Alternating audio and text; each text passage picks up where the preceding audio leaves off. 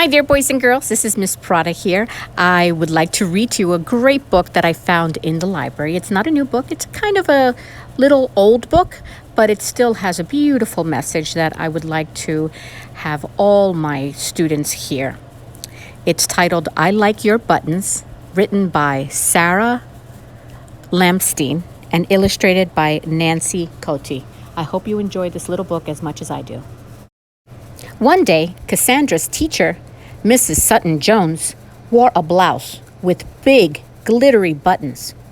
I like your buttons, Miss Sutton-Jones, Cassandra said.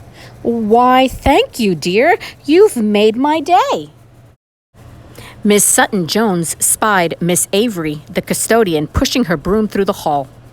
These floors shine like the inside of a palace, called Miss Sutton-Jones.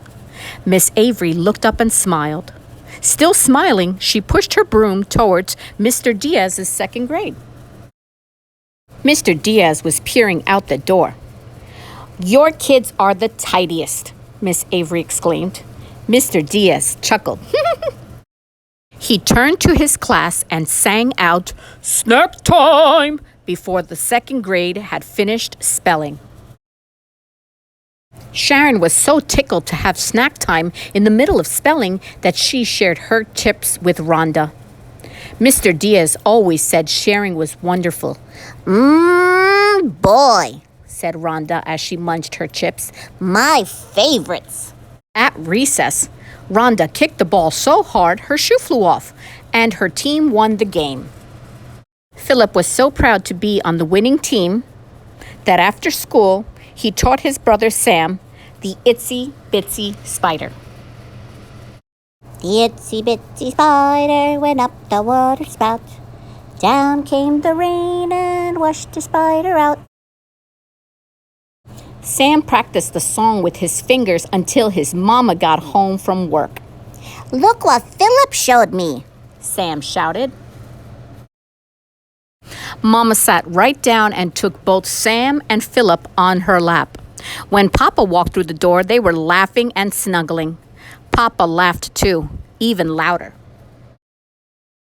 Go get dinner, Papa said, and he ran all the way to Al's barbecue.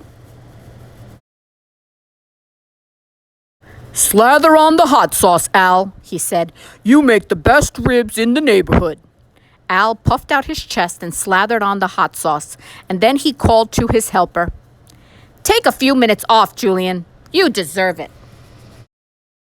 Julian sat on the back stoop and sipped lemonade, happy to be out of the hot kitchen. Here, kitty, he said to the cat who lived in the back of the restaurant. Want some ribs? He held out a string of beef.